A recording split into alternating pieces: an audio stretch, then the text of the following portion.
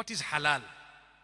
People say these people chant their magical slogans on the meat, so when we eat it, we want to be Muslims.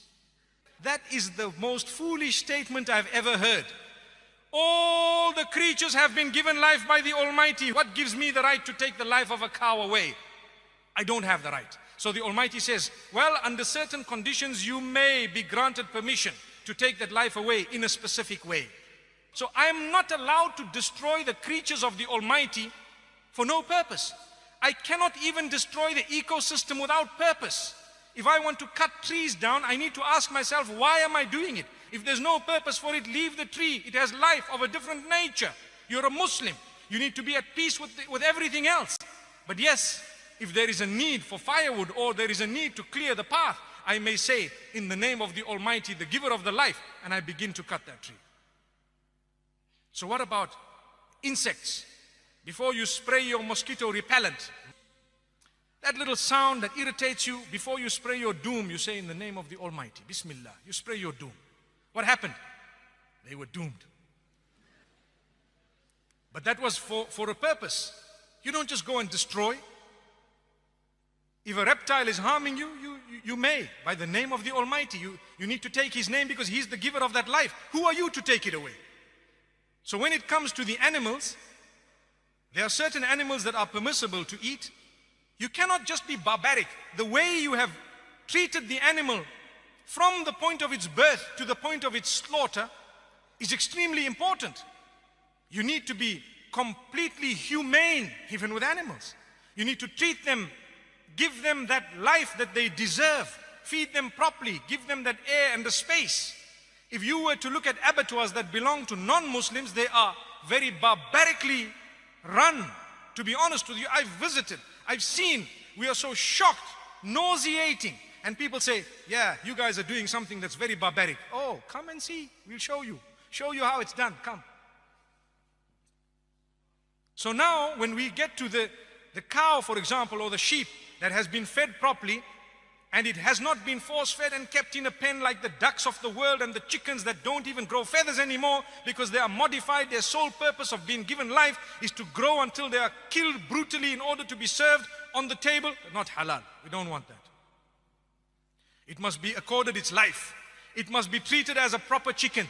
It must be treated as an animal, a bird, whatever it is. It must be fed properly. And at the same time, you bring it to the pen.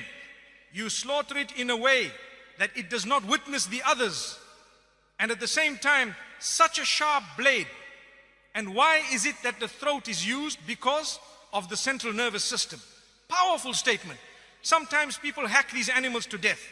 People say, you need to stun these animals. Did you know that there is research that proves that stunning an animal actually creates greater pain than if you don't stun the animal? People say, how? Go and check. You're confusing the animal totally. You're killing it unconscious. What are you talking about? Amazing. If you were to get cut with a blade as you're shaving, you won't even know that you're cut until water goes on it. Why? The razor was very sharp, very sharp. So we are to use a sharp blade, quick slice. When I burn my fingers, what happens? A message goes from the sensory nerves to my brain, central nervous system. It says, you are hurt, lift your hand up. It happens within a split second. But if the central nervous system is ruptured from the jugulars, the pain, the message goes up, it gets stuck there because it cannot go up anymore. Blood system, bloodstream, out. So what happens? It numbs to a halt. That is halal. If you were to slice it, the message will not go from the bottom to the top, nor from the top to the bottom, because the jugulars are gone. Windpipe and food pipe. And you have to take the permission of the giver of that life when you are slaughtering it. If not, we don't want to eat that. You have stolen it from the property of God. Allahu Akbar. How can you just cut an animal? Who are you to take that life away? You need to say, in the name of the giver of the life here, I'm taking this by your permission. Such a humane way, beautiful. That is termed halal. You are taking the life away. And this is the original system of the Jews and the Christians. It is the original system that was taught by all the messengers. Islam adopts it quite strictly, and so does Judaism. And I'd like to think Judaism adopts it even more strictly. Go and study, you will find it. Same system. So why do people pick on halal? It in fact is the most humane way. In fact, it is the way of being protected from horse meat. Allah protect us, yes. And the supervisors will ensure that things are happening. They will tell you, we guarantee you that this thing was done properly. And guess what? It's not a horse, my brother. It is a privilege and honor to eat something that was slaughtered by the name of the giver of the life. To say, only for eating purposes, consumption, we took into consideration every rule that you have put. And we have actually fulfilled everything. So we hope we will now get the blessing of the food that we put into our mouths. If not, I'd rather eat the vegetables.